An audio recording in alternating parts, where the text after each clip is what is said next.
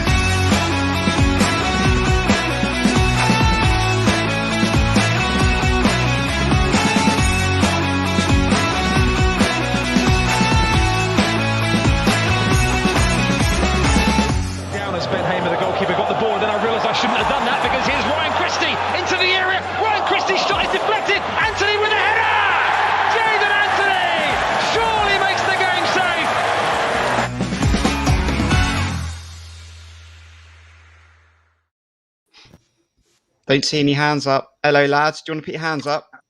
No. No way. How you doing, guys? We have got... He tries to challenge Scott Parker's dressing room, you know. It's Matt Davis. How you doing? Yeah, very well, coach. I haven't got a thing on Scott Parker, have I? Come on. Not those cardigans. It's all smartly dressed when I see you, Matt. We've also got Mr. XG, John Spark, been on the channel many times. How you doing? Yeah, I'm good, thank you. I'll get used to that nickname at some point, but it's not happened yet. I know, I keep saying it. And breaking news comes out of Bournemouth. I definitely hear about it. Not from AFC Bournemouth, not from Chris Temple. It comes from Aaron Kay. How you doing, Aaron? Yeah, very good, thank you. That Swansea game feels like an age ago, so I'm ready for the weekend. Fantastic. Right, well, let's see who's joining us live this evening. He's going to have a bit of fun with us. Well, Jack was joining us since last night. He came on when England just won 10-0. So hopefully you've been to bed in that time, but he was in the chat last night. Chris, how you doing? We'll see you in the North Stand. Good to see you. We've got Liam Humby. We've also got Cameron up the Cherries. Thanks for all your comments, Cameron, on all the matchday vlogs. Really appreciate it. Got Stephen. I think you've got that score prediction right, guys, for Swansea. How you doing, Stephen? We've also got Mark Collins. Thank you for your comments as well. Really appreciate it. Jakey up the Cherries, supporting his dad this evening. Got Martin. He's got a question coming later for the team for the sort of Q&A section. And then we've also got Mark Cole as well. Good to see you, Mark. Saw you at Swansea as well at the Vitality Stadium. So firstly, guys, I sort of actually prepared you with some homework, and I want to know if you did your homework. So before we get stuck into this stream, going to come to you first, Matt. What I'm looking for is a 5-word season report. So, Matt, have you got a 5-word season report? Yeah, I have, Kirk. Yeah, I'm good. I used to be good at homework. So 5-word season report. I would say first word would be surprising, because I don't think anybody. You touched on it already, haven't you? I don't think anybody expected us to be in this position at this stage of the season. So pleasantly surprising, but we'll stay with surprising. Second one would be fun, because it's been fun, hasn't it? We haven't had a lot of fun, have we, over the last couple of years, both in the football world and in our lives in general. So it's been fun, hasn't it? The away days, the home games, it's all been a lot of fun. And when you're winning games, it's always fun. So that would be my second one. But the last 3 words will be still early days, because it very much is still early days. It's 17 games in. We don't want to get too carried away. So that's really my my summing up of where we are in the season. That's the 5 words for me. And you, did your homework. Happy with that? I'll sign that one off. John, done your homework? 5 words season report. I'd go. How the hell that happened? Or something. I think I got the numbers written wrong there on that one. But I think just basically along the lines of surprising that as Mark said as his first word, because no one really saw this coming. I think in terms of, we all thought we'd probably get 4th. I know Kirk and I agree with each other on that one. We all expected top 3 teams would be the 3 that came down, and we'd be that 4th team that isn't going to get challenged by those below them, but isn't going to do well enough to get above them. And we completely kicked that out of, blew that away with breaking tons of club records, putting away teams we never thought we'd put away, defending better than we've ever seen before. It's been one hell of a season so far. You've just winged that, though. I'm not sure you did your homework. You sort of just thought of that off the cuff. Anyway, Aaron, 5 word season report. You've done your homework. Did do my homework, and I actually came from a different angle. Obviously, those words that Matt and John have mentioned, clearly are correct. But I've kind of just tried to encompass it in one go, and it's basically clean sheets and scoring goals. Excellent. We've also got Carol joining us this evening as well. Mark Collins has gone in there for Bournemouth on fire. Keep going. Jakey up the Cherries. Maybe some more homework for you. Oh no, there is 5 words in there. He's just brought them into the brackets, hasn't he? So brilliant, superb, too good, unreal. I'll sign that one off as well. And as we go through this evening, guys, if you're currently watching us on Twitter or YouTube, anything we're discussing, let us know your thoughts in the chat, and we'll include as much as possible. So as I said, shall we take a look at sort of where we're at then? Let's just review Bournemouth's current status within the Championship. So we are top of the Championship, 40 points, 17 games. Fulham, 38 points. West Brom, 32. Coventry, 30. Stoke, 28. QPR, 26 points. Position first, 40 points, 12 wins, draws 4, losses 1, goal difference plus 21. And goal scored, 31. Top goal scorer, Dom Solanke with 13. Top assists, Ryan Christie with 5. He's still looking for his first Cherries goal. Goals conceded, 10. But we also have 10 clean sheets. So very impressive. So what we're going to do this evening, we're going to pose some questions to the panel. We're going to get fans Q&A, and we're going to have quizzes through the night, or a quiz through the night. And we're going to total those points up. So the first question to you, Matt, will be player of the season so far. I only want one name. I know it's going to be difficult. Player of the season so far. For me, it's got to be Gary Cahill. For the simple reason Aaron's already highlighted, clean sheets, because they win football matches. I think he's been absolutely outstanding, not just for the back four, but for the whole team. And I think he's the one that has made the difference for me so far. So I'm going to go with Gary Cahill. John, a lot of players can put their name in the hat there. Dom Solanke he's surging towards that 20 goal marker.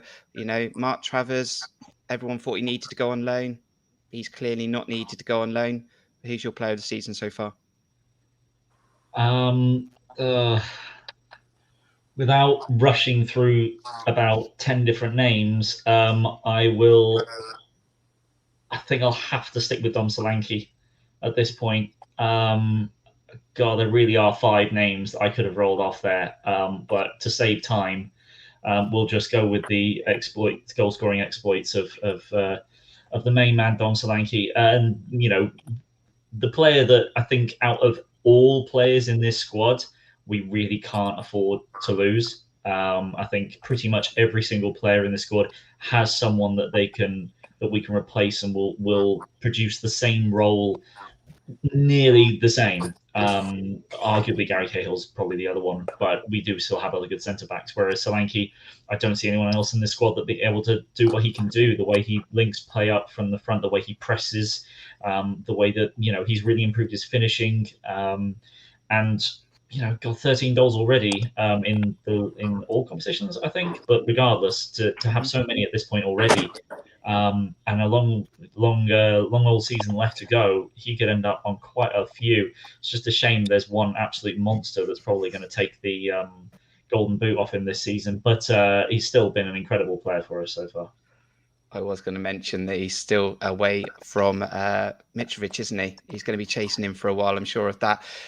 Talked about two sort of experienced players there, Aaron. But in the chat, there's some mention for the like of JC, Jordan Zamora. Again, Jordan Zamora, and then you've got the likes of Christie, your player of the season so far. Well, again, it's very difficult to pick one, as the others have said. 5, 6, 7, 8 could easily be, and there's a case for any of them. So whoever I talk about, there's a case for so many others, including the ones that have been mentioned there. But I'm going to agree with Matt. I think Gary Cahill, because I think historically over the years, Bournemouth have always scored goals. We've never struggled to score goals, and Solanke's been outstanding this season. But whatever team under Eddie, we've always scored goals. One thing we haven't been able to do is shore up at the back, and that's not purely down to Gary Cahill. Obviously, there's a lot of work going on the training pitch, and his other defenders have been outstanding as well. But I just think that signing has given us the confidence around the whole team, and I think for me, I would be very concerned if he got injured. So yeah, for me, Gary Cahill so far, but it's very difficult. Yeah, it's very difficult. And do you know what? I'm just going to play host tonight and let you guys sort of deliver the main messages. So I'd agree with a lot of them. But like you said, there's a lot of players in this team this season. It's been a real team effort. Players that have come in, not a lot of money, free transfers, and really made a difference. And it feels, I think I've said it before, it's very different, but very familiar. I keep saying that because that's what it feels like. And if we continue on this trend, we're going to be in a good place. So at this stage in the stream, we're going to do our first round of the quiz. Okay. So what we're going to try and do, guys, I'm going to pose a question. We're going to try and give you like a top 8 or a top 9, and you've got to try and get as many as you can. Each time you get one, each time you get a correct answer, I'm going to give you a point. And you can also join in the chat. Now, just so you know, there's going to be no cheating. Now, John generally has a second screen, which I'll be keeping an eye on. And also, I've disabled the chat for Matt, John and Aaron. So they can't even see your answers in the chat. So you can join in as well in the chat. But we're going to go for this, a bit of a quiz. Your first round is coming just after this. Round 1. Oh my God, that was so Tim Pot, wasn't it? That was really Tim Pot. Wow. It was less than 2 seconds. Round 1. Okay, so the question to you is, we've scored 31 goals this season, and I think we've had 8 goal scorers. So we'll go with Matt to start with. So Matt, name one of the 8 goal scorers this season. It's got to be Dom Solanke. Top goal scorer with 13. Dom Solanke's in. John, 7 to go. Oh, we'll move down the list then. Philip Billings next. Philip Billing. And he is definitely doing well this season. He sort of continued where he left off. And he has got 6 goals this season, I think. So Philip Billing's in there. 6 to go, Aaron. Go with one of our defenders, Jay-Z. Jay-Z, 3 goals. He's going to have pressure from Leif Davis if he continues to perform like he did against Swansea. But Zamora's on there. He has 3 goals. Back to you, Matt. 5 to go. David Brooks. Got to mention Brooksy. And he's got a goal. I know he has. So let's have him in there. David Brooks has got 1 goal this season. He's in there. Back to you, John. 4 to go. Jaden Anthony. Jaden Anthony with 4 goals this season, and he's also having a very good time down that left-hand side with Jay-Z. Back to you, Aaron. 3 to go. Always believe in your soul. Jamal Lowe. Jamal Lowe. He's got 2, 1 against Bristol City. Can't remember the other one. Did he get? Reading. Reading. Yes. So we have got 2 Is that to a go, bonus Matt. point? No bonus point. Back to you, All right. Matt. 2 to go. 2 left. 2 goal scorers. 2 left. Lloyd Kelly. Lloyd Kelly with 1 goal in front of the North Stand. And that leaves 1 more goal scorer, John. And the person that opened the goal scoring for us in the league this season was Emiliano Marcondes. Okay, so that is correct. So that's 8 goal scorers. But that's not fair on Aaron because it means you will get 3 points each, Matt and John. So an easy one this should be for you, Aaron, though. So to get you level on points after round 1, who scored our first away goal this season? David Brooks. Correct. There you go, guys. As easy as that. We've only got 2 more rounds to go. Got all the answers. Nice and easy. So it'll be 3 points each for you guys across the board. So that is after round 1. And we're going to continue then with the questions. Come back to you then, Matt. Scott Parker came in as a new manager. JT didn't quite work. Woodgate settled the ship, but didn't have enough in the tank. What has worked well for Scott Parker then? What's the difference between him and the other managers outside of Eddie Howe? I think the first thing is, well, let's take it from the start. I mean, the transfer window that he's had has helped him massively. So he's been backed, hasn't he? He's come into the club. They've allowed him to bring his own team with him, which he obviously would have wanted that. But he's been backed in the transfer market. So we've lost a few players. So it was imperative that he bought players in, and the board have allowed him to do that. And he hasn't just bought players in; he's bought quality in at rock bottom price, really. Free transfers, some of them, bargain buys some of the others. So that's the first thing that's gone in his favour. The second thing is that he's got everybody buying into his philosophy, hasn't he? Everybody to a man, you can see, is together. They're all buying into it. They're all hungry. We've shed the egos out of the club, and we've now got a squad with a fantastic blend of experience and youth that is up for it, and it's buying into him, that is hungry, that's working together as a team. We haven't had that for a few years. So that's the other thing that's gone right. And then probably the final thing really that's gone right is the added bonus of the youth progression and the youth excellence, which he may not have accounted for. Players like Jay-Z, Gavin Kilkenny, Jaden Anthony coming through the ranks, and not just making a claim for a first team start, but actually nailing one down and fully deserving of it. So that's something that he might not have expected. So there's a lot that's gone right for Scott Parker so far. John, did you expect it to go so well? I mean, I was positive that Scott Parker was the right man. We heard everything from the Fulham fans. They said they were going to enjoy watching Scott Parker manage Bournemouth, but it's all been pretty good overall, generally. Yeah, without a doubt. I think one of the things that mostly separates him from the previous 2 that didn't really quite cut the mustard is just his plan, to be fair. He's actually got a style he is trying to build into the squad, and that he's confident with, and that he has got success with. JT was too willing to change things around at the drop of a hat in terms of back 3, back 5, change of system completely.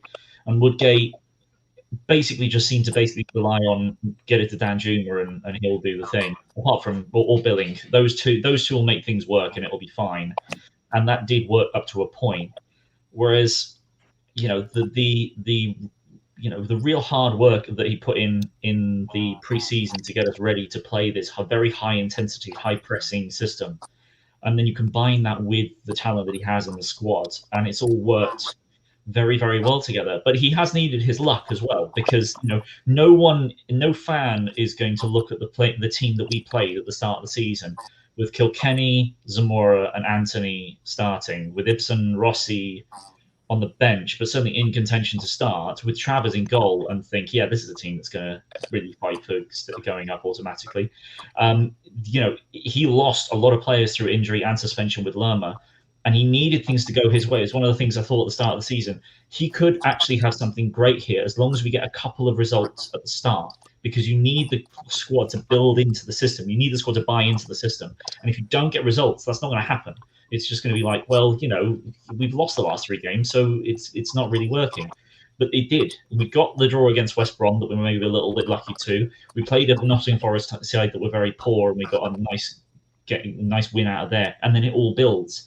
So the little bit of luck at the start really helped, but the hard work in pre-season was far more important than anything else that's happened, I think, apart from maybe some very, very good transfers as well. Aaron, but he hasn't played for AFC Bournemouth. He hasn't been at Bournemouth for 10 years. It wasn't part of the plan. It's very refreshing, isn't it? I think, we said, when he was appointed, the first manager outside connections with the club for goodness knows how long. But as John touched on, it was the pre-season that work rate. I think there was a video that went out on his first day. He said, it's going to be 6 weeks of hard graft, lads. If we want to be top, then we need to be hard graft, and and they're currently top. So what really struck me was some of the players who were there under Eddie were saying they've never had such a hard pre-season. Now, they used to say that under Eddie as well. I mean, we know Eddie works his players incredibly hard during pre-season. I think the Newcastle squad are in for a huge shock. But yeah, the fact that Scott's even tougher than that to some degree, and you can see it throughout the games. There's intensity and the pressing and just the work rate typified by players like Christie and Billing flying into tackles. He wouldn't have done that a couple of years ago, not in a million years. So the fact that it's just everybody is just pressing as a team, and I think that's the thing. That it is a team this season. I think he's embedded that in them, the ethic about them. There's no egos, as has been said. I think Matt said there's no egos. We sold one of our biggest egos, who's very pleased with him. He's done exceptionally well where he's gone, but I think we've probably benefited from him going. And the youth given their chance, and we are a team. Everyone fights for each other. There are individuals within that team who we will clearly struggle when they're not there, but ultimately they are a team. And I think that togetherness is something we haven't seen since Eddie left. Let's go to some of the questions we received then leading up to this stream. We're going to go with Mike Irwin first. Mike Irwin is a channel supporter member. You can support our channel by going to buymeacoffee.com/cherriesredarmy. We enjoy delivering this content for you, and you can help support us. But Mike has said, do you think we'll lose any of our players during the transfer window? For example, to Newcastle. I've got another question coming off the back of that in a moment, but over to you, Matt. That was Mike's question. I mean, it's always a worry, isn't it? When a team is doing so well, and when the individuals within that team are doing so well, that they're going to be looked at by clubs at a higher level, bigger clubs. That's always a worry. And every player's got their price. Of course they have. I mean, football's a business first and foremost these days. None more so than for a club like ourselves. So it is a concern. I personally would be surprised if Newcastle, for example, come and target any of our players. To be honest, I think they're first and foremost they've got to stay up, and I get what people are saying about they need players around them to make sure they stay in the division first of all. But I think the owners overall have got far more ambitious plans, and when you think about it, the likes of Lerma, Lloyd Kelly, maybe as potential, maybe of someone of interest to Eddie, but I'd be surprised. I must be honest. I think the plan is for us to get into the Premier League and be rubbing shoulders with the likes of Newcastle again next season. So at all costs, I think unless it's ridiculous money and they feel it's a great business decision, the club, I think at all costs we'll want to keep our best players and our squad together for this push and get us to that Premier League, and maybe then look at selling on one or two possibly over the summer. Off the back of that question then, John, Simon K, he posed this question on Twitter yesterday, question I heard today. If Eddie came and took any of our talent to Newcastle, would his reputation within the fan base be tarnished, John? Well, it's not like he hasn't done it before. I was also quite, as we all were, quite a bit younger, not really quite as involved in the fan base as I am now. So I don't know what the response was like when he took Ings who's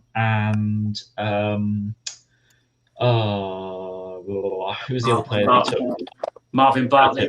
Marvin Bartley. And obviously Ings he did take for $1 million, which we ended up sort of like wavering a bit of that when we took him back from Burnley, I believe. But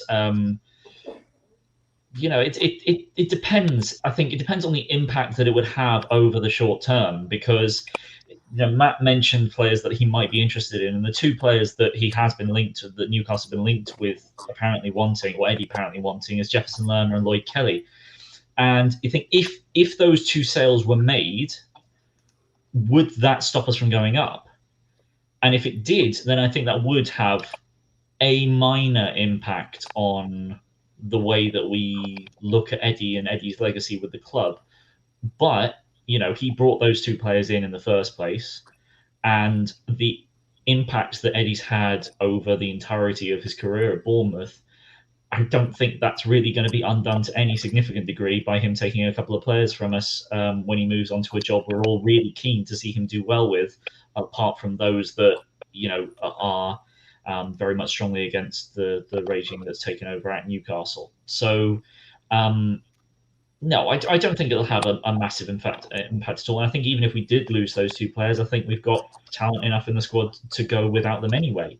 So I don't think one or even two players taken from us to Newcastle is going to necessarily have an impact on our season going forward. And would they even want to go as well? Because let's face it, Newcastle are in a hell of a journey to get back to get out of relegation, whereas Bournemouth look like they're almost nailed on for promotion at this point. So you'd probably be passing us back on the way down anyway. So I'm not sure whether anyone would want to go to a relegation threat in Newcastle. But Aaron, let's be honest. We know you've got to officially approach the club the right way. But if Lloyd Kelly gets wind that Eddie's interested, and Jeff gets wind that Eddie's interested, is there potential that he does upset the rhythm within the team and the club because they've maybe thinking about it? Now, I'm sure they're going to want to stay and get us over the line. I think this is very different to maybe when Ings went and the likes of the other players went to Burnley. But we're talking about a lot of money here. We're in our second year parachute payment. We said we had one chance last year, Aaron. We thought we had half a chance this year. If he was to dive in January and upset the camp, and that would ultimately potentially cost us promotion, could that upset a few fans? I'm sure it will upset a few fans, but for me, he can never be tarnished for what he's done to the club. I could never feel badly about Eddie Howe to the extent that I was desperate for Newcastle to get relegated a few weeks ago, and now I want them to do really well. So for me, no, but obviously, this fan base is a fickle fan base. There'll be maybe some younger fans who, not so feel the allegiance as much. I wonder if a lot of it's lazy journalism. It's very easy for journalists to say, "Oh, Eddie Howe's going to go back to Bournemouth." I mean, it's an obvious thing to say, and he obviously will trust certain players. I mean, you've got to remember, Kelly didn't actually play that much under Eddie Howe because he was injured so much. He hardly played under him. Kelly's now the captain of a club. I think the fact that Scott Parker is there, I think, does make a big difference. It's very different to a Tyndall, a Woodgate. Scott Parker has been there and done it himself, and he's played at the highest level, which is something Eddie never did. So the likes of Lloyd Kelly might actually think, and Jeff Lerma might think, we're going places under Scott Parker, serious manager here. And as John said, we're not guaranteed promotion, but we've got a hell of a chance of getting promotion. And even if Newcastle do stay up, which is what Eddie's mandate is, as has been said, and this goes for Eddie as well, within a year or two, the likes of Kelly and Lerma are going to be replaced by world-class players potentially, or they'll try and be replaced by world-class players. So what's their longevity going to be at a club like Newcastle, who they know is going to be spending big money in a year or two? So I'd be very surprised. I'm not saying Eddie wouldn't do that to Bournemouth. He's got his job to do, and he's going to do what's best for Newcastle, and rightly so. I'd be surprised if he seriously comes looking. I'll be even more surprised if they go in January, for the reasons that I think we've all said. That I just think that they're bought into something here. They're onto a good thing. Are they really going to take Newcastle to the next level? No, I don't think they will. Let's be honest about it. They're good players, but top Premier League players? No, they're not top Premier League players. And as I said, they've got to think for themselves. In a year or two, Eddie could be out of a job, and we're going to be replaced by, I don't know, Neymar, whoever's going to come in, God knows who. So I'll be very surprised if things are at the moment. If we were near the bottom of the league and dropping down, and and Eddie, if they come in with big bids, we'd probably be thanking Eddie for giving us big bids for our players, but not right now. No. So let's just block Eddie Howe's number. We love you, Eddie, though. Matt, are we going to be doing any business in January though? Because Mark Cole says, providing we are still up there come January window, where do you think we need to strengthen, or do we allow out on loan? Like, do we need to do anything in the transfer window if we're still top of the league? Well, you're always looking to strengthen, aren't you? Even at the top of the league, you never rest on your laurels. And that question takes me right back to 2015 when we last won the championship, and we thought that we had enough going into those final couple of months of the season. And Eddie goes and signs Ken Wynne-Jones, and he was instrumental in getting us over the line, wasn't he? So, and on that subject, I mean, if there is one area that we need strengthening, John's already touched upon it. It's if Dominic it's up front. It's the number 9. If Dominic Solanke gets injured, I think we've got a problem. So that would be the area that I would be looking to strengthen in January, if any area, providing we keep hold of the rest of the squad. Maybe a couple to go out on loan that aren't getting many first team minutes. It might be prudent to send those players out on loan for their own development. But definitely, I think that the forward position, the number 9 position, is the area possibly that we need to strengthen. The problem with that is, A, they're not easy to come by, number 9s that score goals at this level, at the top end of the championship. And B, you're going to have to try and persuade somebody to come along and play second fiddle, potentially to Dom Solanke. We managed to find that with Ken Wynne-Jones, and it was gold. It was great business, great management by Eddie at the time and the club. But those sort of players are not easy to come by, so it will be difficult. But that is the area we need to strengthen, definitely, if any area. You don't want Shane Long again for 6 months? Oh, Christ. No. He wouldn't get in our reserves, would he?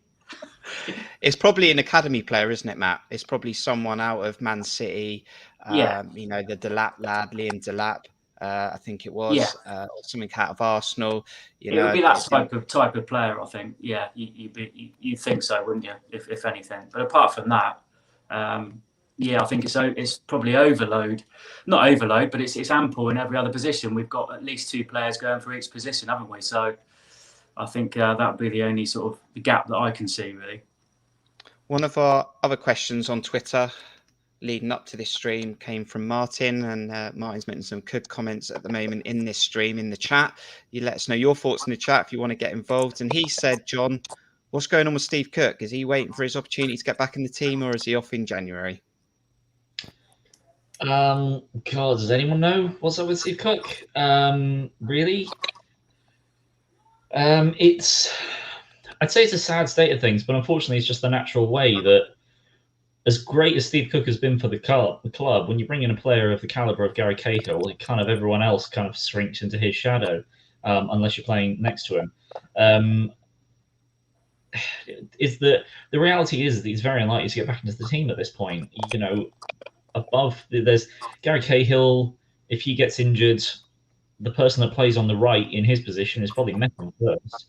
But and if Kelly got injured, you could probably still put Cahill across and put Metham at right centre back. I just think he's third choice, and Steve Cook is fourth, arguably fifth choice, with Zeno Ibsen Rossi starts the season.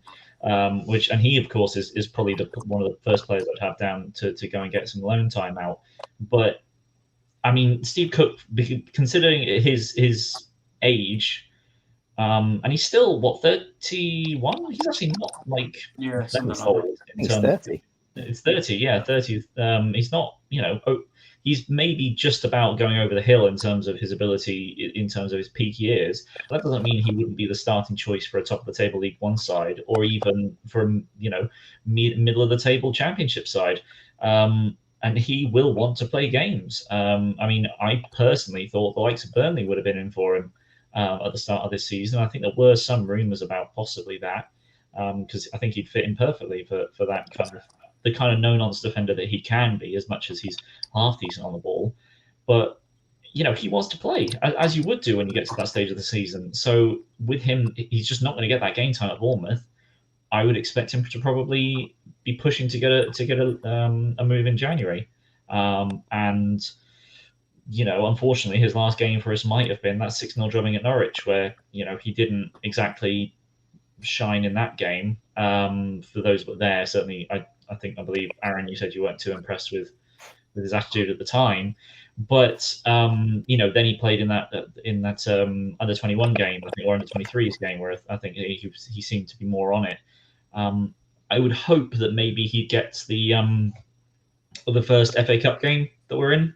That might be his last opportunity to say goodbye to the fans, because I think it's the one thing that we're probably most disappointed by in our final Premier League season, was not to be able to say goodbye and say thank you to so many of the club's great players and stalwarts that obviously left at the end of that season, like Callum Wilson, like possibly even Steve Cook. We didn't know what it was going to be, but Eddie and so many others.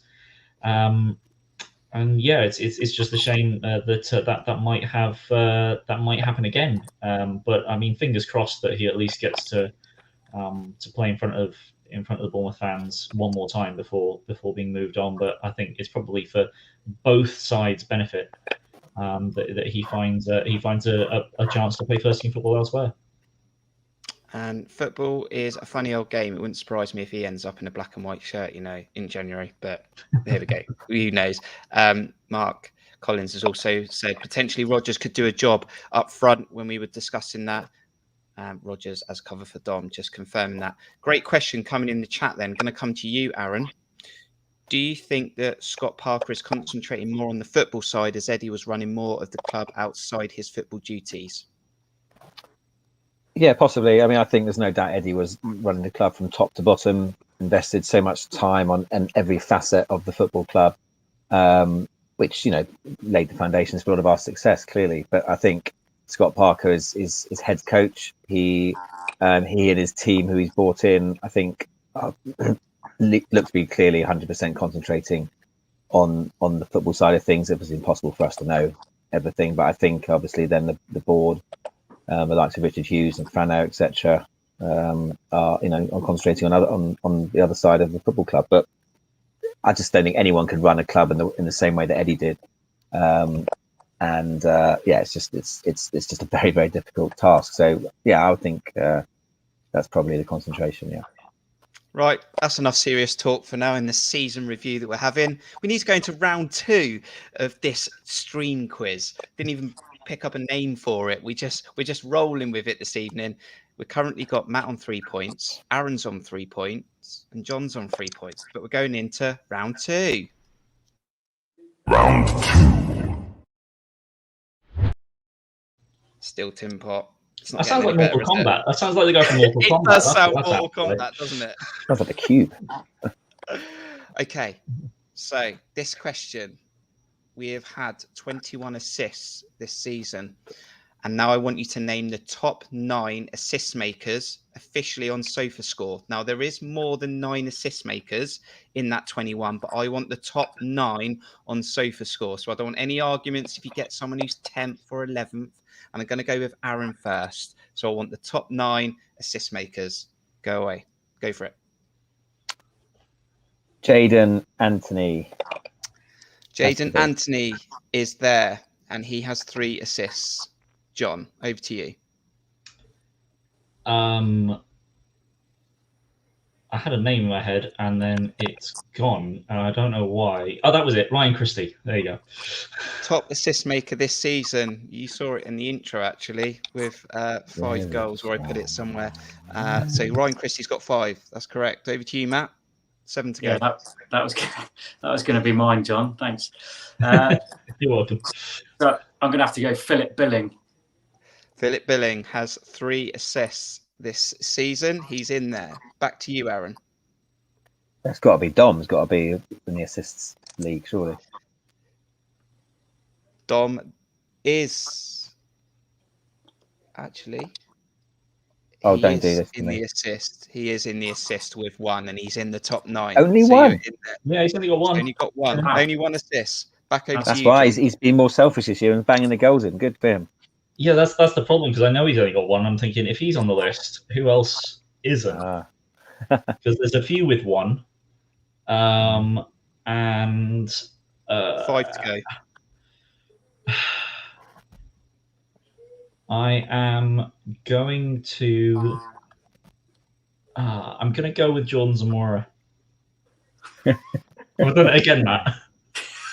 There's not an assist for Jordan Samora in the top Damn 9. it! I thought there might right? not be. Joking? No. Is he not going to assist? No, we have. I was taking a John risk. is out of this round. Back over to you, Matt. 5-5. You didn't say that. Yeah, you're out. I would have picked someone else. I've got my No. cards. All right, fine. No assist for Jordan Zamora. Can we? But he's not in the top 9. He's not in the top 9. Okay. I'm going to have to go with Jack Stacey. Jack Stacey has 1 assist this season and is in the top 9. Back to you, How Aaron. have they decided who gets in the top 9? That's what I want to know. Sofa score. It's not even alphabet. I could think of a couple who've got one. And you're looking for 6th, 7th, 8th, and 9th in the list. So all of these have had 1 assist. Gonna need an answer. It's not a game show, but I'm gonna need an answer. Well, I know he got an assist, but I don't know whether he's in there. Gary Cahill. Gary Cahill has 1 assist, and he's currently 6th in the list. Over to you, Matt. I'm going to go with David Brooks. Unfortunately, that is incorrect. So for you, Aaron, to continue taking the points, Matt is out of this round. We are looking for 3 assist makers in the top 9. Good grief. They've all had 1 assist.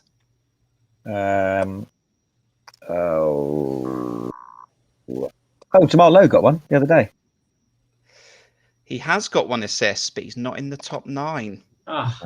So you are out there. So in the chat, we're looking for 3 more players in the top 9 on Sofa Score. Try and not cheat. Can you name them in the next 1 minute? And I'll add those points up. Guys, any more come to mind? Yeah, Currently out now. I should have gone with first. Gavin? Adam Smith, he assisted Philip Billing against Cardiff. And Zeno Ibsen-Rossi assisted against Birmingham. Correct. Yeah, Rossi was in there. He's currently 8th. Adam Smith was 7th. And we're going to get Mark Cole has got the final one. Leith Davis. Yeah, Of course it is. just the other day. Of course it is. How do we miss that one? Absolutely. What a creative midfield we have of Lerma, Pearson, Kilkenny, eh? That was, 1 assist. Well, actually, that was Pearson has an assist. Yeah, he has, hasn't he? I'm sure he does, against Birmingham. he's in the list, and Smith was in there as well. Cool. So there we go. That's after 2 rounds. We're going to total those points up, and we're going to go into our final section of the stream. We're going to get those last final questions. We'll just take a short break.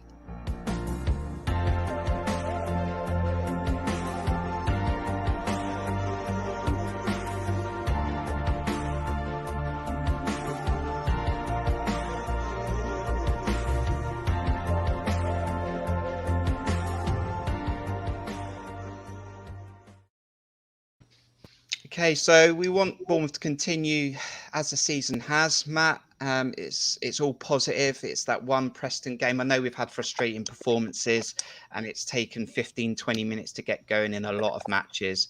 We've had a difficult day out at Hull, a difficult day out at Peterborough. I wasn't at that one, but I know potentially Aaron. I wasn't at either. But one strength and one weakness so far this season, and can we change what that weakness potentially for the rest of the season, Matt?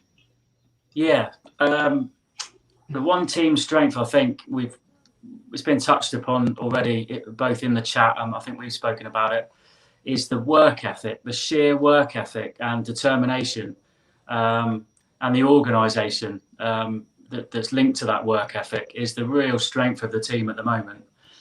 We're working harder than the opposition week in, week out, with the exception of maybe a couple of games where the opposition have maybe got their tactics spot on. I'm thinking of Preston now, where the tactics have been spot on and they've managed to sort of outmaneuver us. But generally speaking, our work ethic has been phenomenal from the front. Not just not just in midfield, the engine room, right? Or at the back, from the front, and Ryan Christie being a prime example of that. Not just what he does offensively, but what he does defensively with his tracking back, his running, his tackling, his harrying, everything you can name of. anything you can name, we've got it in terms of work ethic. And if you're out running and outworking teams with the quality that we've got, ultimately you're going to win matches because we're able to keep clean sheets as well. The quality we've got defensively and offensively. So that would be my the one strength that I've noticed that we've got at the moment that's maybe different to the last couple of years. The one weakness, I mean, I've gone on record to say it many times, we're not killing games off the way we should be. We're so dominant in games, and we'll go 1-0 up. Sometimes we'll go 2-0 up, as we know. So a lot of the time we're 2-0 up, and then we tend to take our foot off the gas, or we miss chances to make it 3. And it's come back to bite us a couple of times, hasn't it? Blackpool home being the one that springs to mind. Luton Town, it nearly undid us. That could have been a draw. Yeah, should have been a draw, shouldn't it? Really, our inability. I mean, we've been so dominant. Other games like Bristol City away, even Swansea, the last game, it could have been 6 or 7 in both of those 2 games. It didn't matter because we won the game, but that could catch up with us. As the season goes on, we might lose points if we're not killing these games off where we're so on top, so dominant. We've really got to put the game to bed a lot sooner and make things a bit easier. So that would be the one weakness at the moment, whether that's mentality, whether that's a bit of work on the training ground, perhaps a bit of both. But that's the strengths and weaknesses for me. One strength, one weakness, John. And Mark Collins has said, slow starts like Swansea. Can we continue to have these slow starts? We're only 17 games in this championship. It's a long season. Is it going to bite us too many times potentially later on in the season? Could do, but at the same time, I think it's probably been a strat at times for games that we just wait for opposition to come onto us and we try and hit them on the break. Our defensive record's been so good that, I mean, how many fans out there, people listening now and watching later, have gone through the phase of being like, seeing an opposition on top and really hacking away at us and looking like they might score, but you're sat back and going, yeah, but we'll be fine. We're not used to that as Bournemouth fans. We're really not used to that sort of comfort in our defensive record. So slow starts really isn't such a thing. In fact, I think if anything, it's a tactic more recently in order to make sure that the players aren't too burnt out by immediately pressing from the front for the whole game.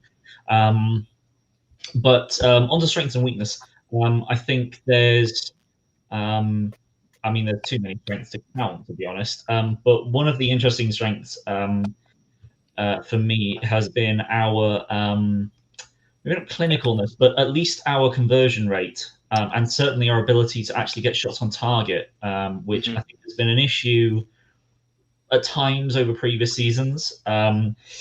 Even if during a game our XG would be below our opposition, our post-shot XG is generally better than our opposition. When we get shots off, we make the keeper work, and that's not something that we've really done for prolonged periods over many a season. Dom Solanke's getting a lot more goals because he's being more clinical. He's not missing the chances that he used to. But when players get into an opportunity and shoot, they at least force the keeper to do something. You've only got to look at was it Bristol City? Was it Bristol City? Was it we won 1-0 away from home? No, it wasn't Bristol. Cardiff. Cardiff. It was a different game I'm thinking of where the keeper spilled it.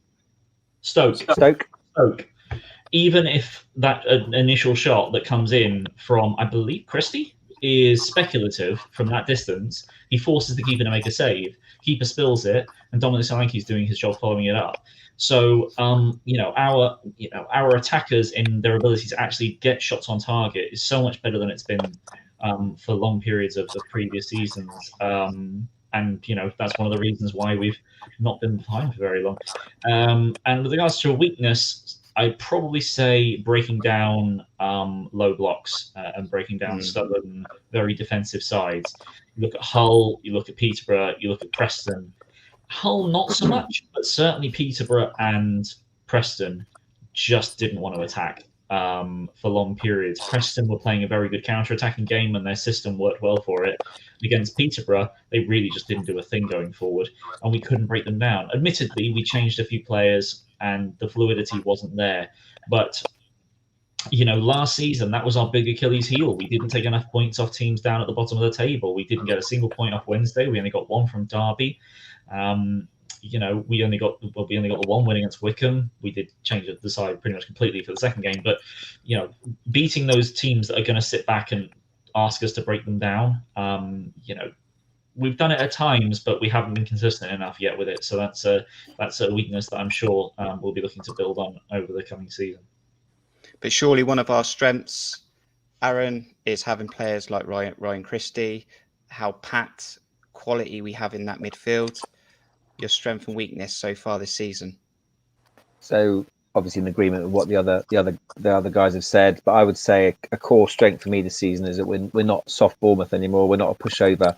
We like to scrap. In years gone by, we've always been a bit of a soft touch. But now, from all the way through the team, from the likes of Cahill and Kelly at the back, put themselves about.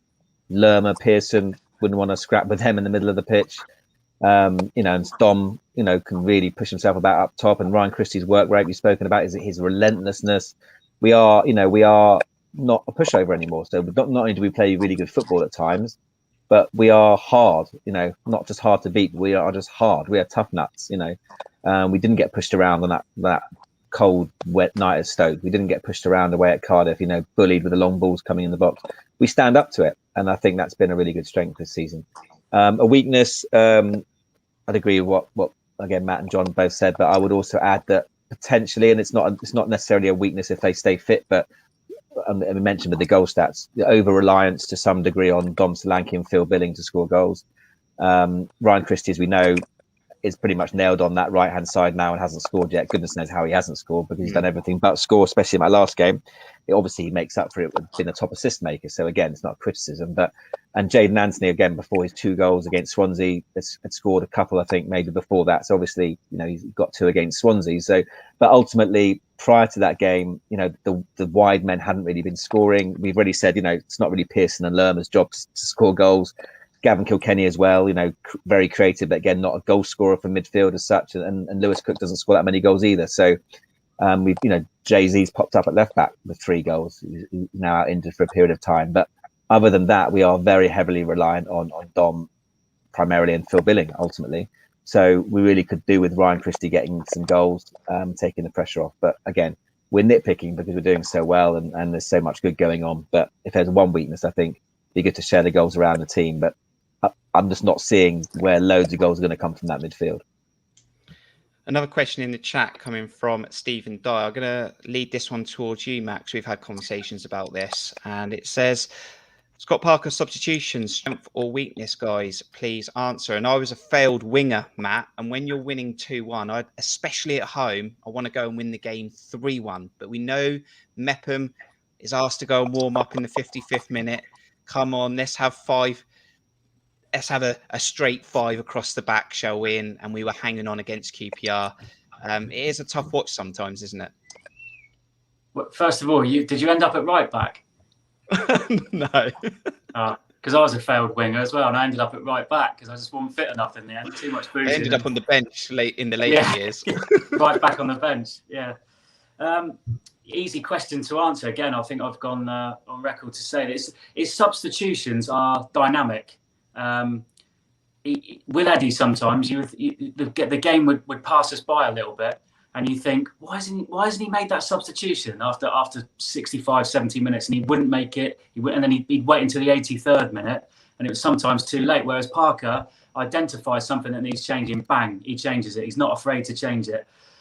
He's not afraid to call players out either publicly, which I quite like actually when it needs to be done. But going back to the question from Stephen, that the substitutions is a massive strength. I think it's a massive. He's been dynamic in his decision making on substitutions, and I can't think of too many that he's got wrong where it's backfired, and we've come away afterwards thinking, why did he make that sub for? What? Maybe again, Preston was probably the game where I'd question the substitutions.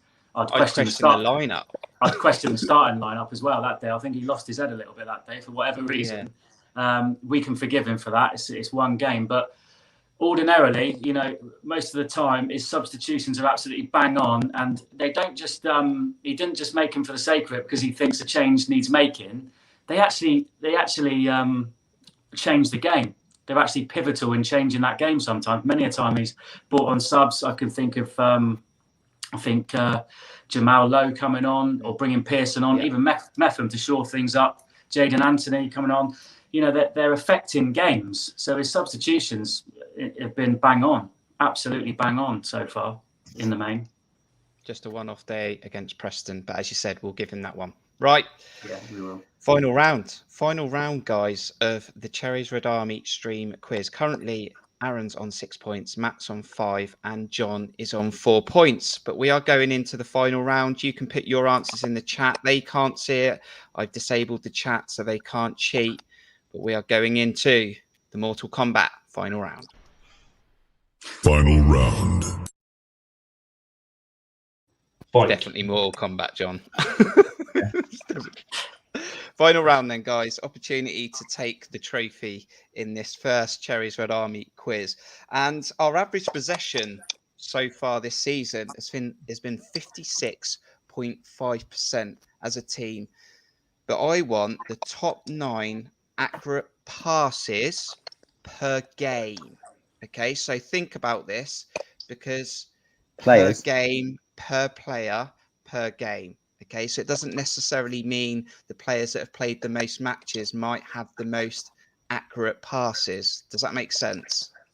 So whilst they're on the pitch, the amount of passes they did prorated, the right? top 9 accurate passes per game. So anyone who's played a match, they could have played one match, and they could have had a high level of accurate passes. That's too much. I've said too much. Matt, 9 players I'm looking for. The top 9 players for accurate passes. Over to you. Going on by what I've said, as you know by now, I mean, I'm not a massive stats man. I take it the game as I see it. But going on what I've seen with my own eyes, I'd say Gavin Kilkenny's got to be in there for passing accuracy. Let's see if anyone else has put anything in the chat. I'll say he's number 1. It's definitely not Gavin me. Kilkenny is Kilkenny must be number 1. 4 with 40.0 accurate passes per game. Over to you, John. 8 to go. I'm going to go with Lloyd Kelly. Side to side. Lloyd Kelly is second in the list with 61.5. Over to you, Aaron. 7 to go. Obvious to go. I've got Gary Cahill. Gary Cahill is third in the list with 49.0 as well. So Gary Cahill's there. So you've all got one right at this moment. You've got second, third, and fourth so far, right? Yeah. Over to you, Matt. 6 to go. Again, because he tends to break play up and do the simple thing, I'm going to go with Ben Pearson. And that would be wide of the mark.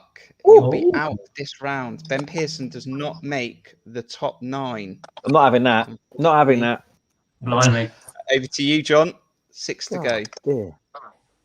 Yeah, it's an interesting one, because maybe Sorry, with substitute appearances mean that he's had fewer passes in a couple of games, and that's really shot his average down. So that means I'd be looking at players that have played mostly full games.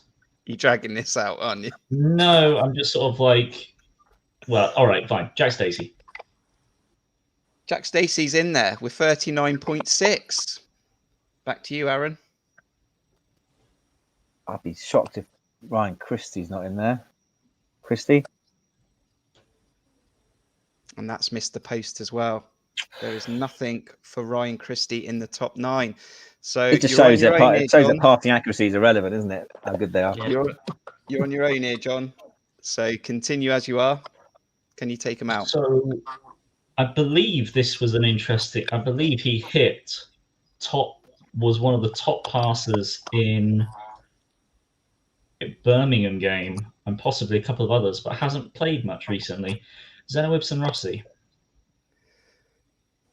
Top of the list. I knew it. I had a feeling. Yep. There we go. 76.7. There's your stats, man, for you. Yeah, there you go. I think he was over 100 against Birmingham, I want to say. Oh, I can't remember which game it was, but I think he hit over 100 again in one earlier. Keep going then, John. 4 to go. Can you take him out? was, it is mostly defenders on these, and obviously Gavin Kilkenny's a ball player. So I'm going to follow that up with I'm going to go with Adam Smith. Adam Smith is also in there with 33.3. Aaron's now sweating, as you can see. Well, I think I'm on level with him. I should have gone with the obvious ones. 3 to go. 3 to go. John. Come on, John. 3 to go. And the chat are putting them in there. They've got it. The chat's got it. You can't see it. I can see it. They've got the internet to help them. They're probably putting every name under the sun in there. You can't make accusations like that. I'm gonna go with another player that tends to keep it simple, Jefferson Lerma. He's on it now, boys. He took a while to get going. In true Bournemouth form, it took him 3 rounds. But Jeff Lerma with 30.2. See, I went with Christie, always trying to play the money ball and the good ball, and I got found out. You keep playing those balls, Ryan. You keep playing those balls. 2 to go, John. Can you take 2 to go? Again, I know they are now as well. Number 5 in the list and number 9 in the list. Number 5 and number 9. 5th in the list and 9th in the list. I know they are. Matt, do you know they are now? I got a good idea of who they are. I'm going to guess Jordan Zamora. Yeah, it's got to be. Oh, he's done it, isn't he? He's going to get a clean sweep at this rate. Jordan Zamora with 39.7 accurate passes per game. Can you bring it home? Can you find the 9th on the list, John? Can you find the 9th in the list if you're watching this live? Do you know who the 9th accurate passer is in the chat? This isn't my guess, but it's tempting to go Chris Mepham. But because he's played so many substitute appearances, I don't think it's him. I am actually going to go with Mark Travers. Ooh. Do you know what? Martin said Mark Travers as well. Is it him? It's not the correct answer. It was a good run. It was a good run, John. Jaden Anthony, is it?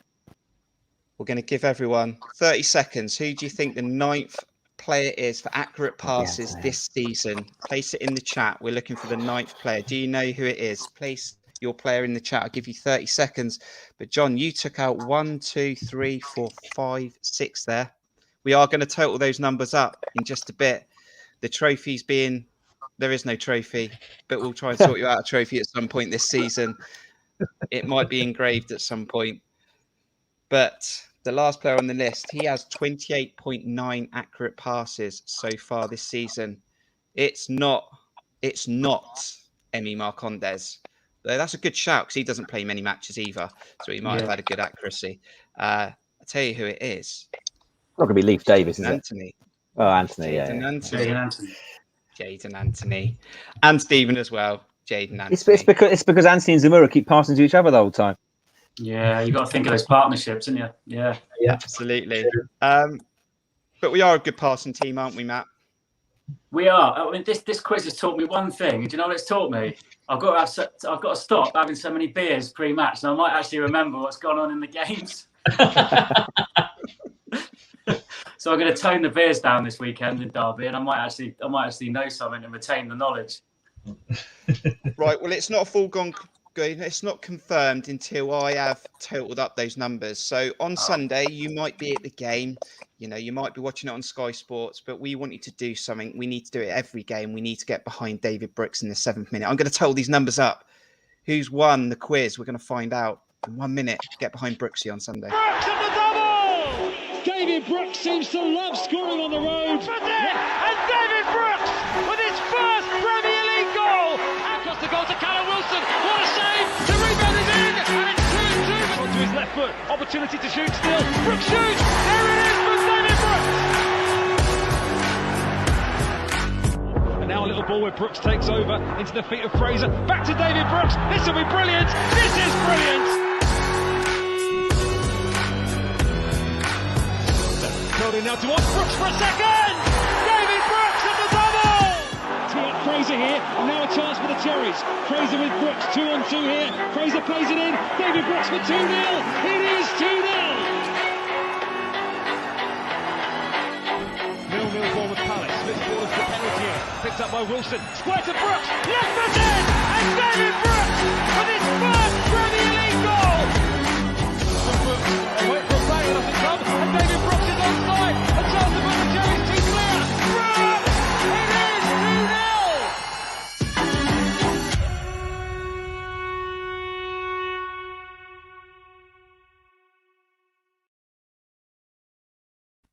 Okay, guys, it's been an interesting evening. It's been back. We recharged the batteries. We've got more content coming your way on Cherries Red Army. Make sure you subscribe to the channel, hit all the likes on every video, and get involved where you can. But on this first Cherries Red Army quiz of this season, it's going to go to John, unfortunately. It's Matt with 6 points, relegated. Aaron on 7 points mid-table. John takes promotion to the Premier League at this stage with He was 10 he was points, 3-1 on anyway with me before the. Got too much stats knowledge for me. He's come good. Final thought then, and we want to get your thoughts in the chat as well. Final question for you. We got these games coming up, guys, until the end of 2021. We've got Derby on Sunday, Millwall away, Coventry at home, Fulham away, Blackburn at home, Middlesbrough away. Shocking 12:30 kickoff as well, by the way. Leave at 1:15 Weymouth. QPR away, Cardiff at home. So, Matt, very quickly, what position will Bournemouth potentially be in as we turn into 2022? Well, I'm always positive, and you have to be, don't you, at the moment, the fact that we're top of the league and it's been so great since the start. Unfortunately, I am a little bit concerned about Fulham. I'm changing my tune from the last one of the last shows we did. I have to concede at the moment to John because they have come good. They've always had the players. I just didn't know if they had the manager to manage them the right way so they would come this good. The fact that we're also playing them away from home is a concern. I mean, probably you take a point, wouldn't you, that day? It's been a massive challenge that day. That'll be an acid test to see where we really are. So I've got a feeling that we might turn the year in second place, which is not the end of the world. I mean, as long as we're in the top two come May, that's all that matters, isn't it? But it could be, and we've got some tough games in there. Middlesbrough away, Fulham away, spring to mind, QPR away as well. We've got some really tough games, particularly on the road. I think maybe we go into the new year in second spot, which as long as we're there in May, I'm happy to concede the title to Fulham. I'll give it them right now as long as we get up in that second spot. Aaron, we've had a mini blip. It was one game, but we know that last year hurt us at the end of, wasn't quite Christmas. I think we won just before, the end of the year, and then January was not great at all. Hopefully a different story this season, but we've not really hit a bump in the road yet. Where do you expect us to be at the end of 2021? Yeah, Preston everything was wrong about that night, but I think the fact we had a game 3 days later against Swansea, I think it restored all of our, not that anyone was really particularly concerned, but it was such a great game to bounce back on, and everything looked right in that game. I'm confident. I think, as Matt said, there are some tough games in there, but Fulham aren't infallible. I've been telling John all season I think Fulham will go up, and he wasn't having any of it. But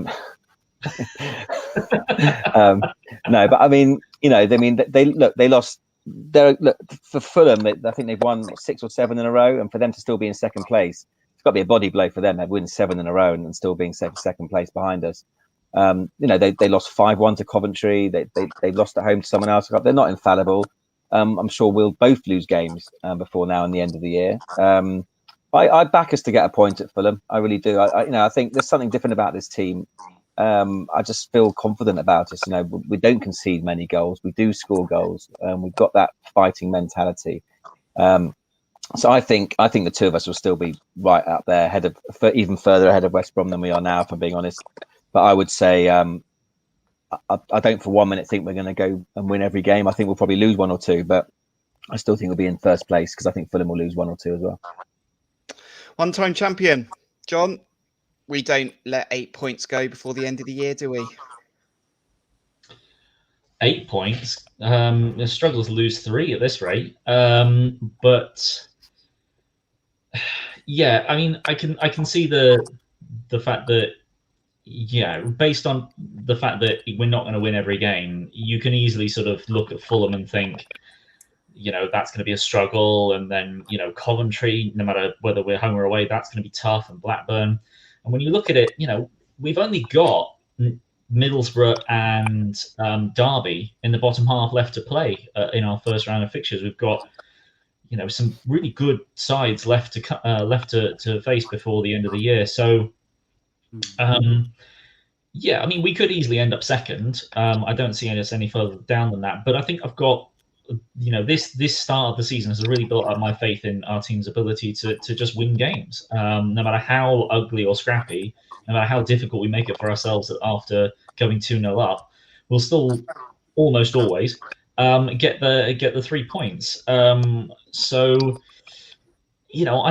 I'm probably more confident in our ability to make sure we keep picking up more points than Fulham than I am anything else, because yes, they've won 7 in a row. They have a knack for just falling off occasionally, and we've only done that once all season against Preston. And going to Fulham, we've got strengths at the front and at the back. Fulham are ridiculous going forward, but they're not exactly brilliant defensively. So, Fulham's quite a good game for us, I think, particularly away. So, yeah, I think we'll just about still be in first, but I wouldn't be surprised if we ended up a couple of points behind Fulham. Regardless, I agree with Aaron. I think we'll both have pulled further away from West Brom in that time, if they're even third still, because Coventry are coming up fast on them. Brilliant. It's been great to be back. Lots of football coming your way. No international football now until 2022. Really enjoyed this evening. Stephen said, thanks, guys. Great show. Kirk getting better every time. Up the cherries. Really appreciate it. Hit those likes, subscribe, and share the content. Chris has said, thanks, Kirk. Great show. Thanks, everyone. Can't do it on my own. Need the guys. Martin said, excellent evening, Kirk and everyone. Thanks. Jake up the cherries. Cheers. Cameron said, thanks, Kirk, Matt, Aaron, and John. Brilliant show. Mark, now he's talking about a tricky game against Derby. Definitely will be. Matt, thanks for joining this evening. Great to see you again. Yeah, really enjoyed it, Kirk, as always. Thanks ever so much for having me on, as ever. And great to see you guys. Loved it. Bring on Sunday. John, see you on many more across the season. Cheers for joining us. Thank you very much. Thanks for having me, and I look forward to seeing some of you out there on Sunday, including a few others on this program. Not me. I'll be on a youth football pitch coaching 15-year-olds, unfortunately. Aaron, has anything broke in the last hour and 15 minutes? Yeah, none of us put Phil Billing in the top passes, so we didn't even give him a mention for that. Enjoyed having you on, Aaron. Thanks for joining us. Thanks for having me on, guys. Hope to see you all soon. Content coming your way then. There should be a preview for Derby.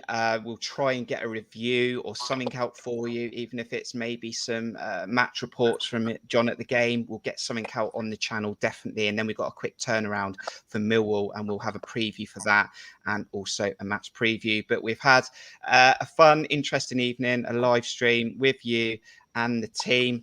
But overall, in the first quiz on Cherries Red Army, John's the champion. So we better go because John obviously wants to get away and put Queen on. He can't wait. So look after yourself. Look after yourself. Check out the channel. Make sure you hit the bell so you know when the new video is out. But look after yourself and enjoy the game Sunday. Let's go get those 3 points from me and the guys. We'll see you soon on the next video. Up the cherries.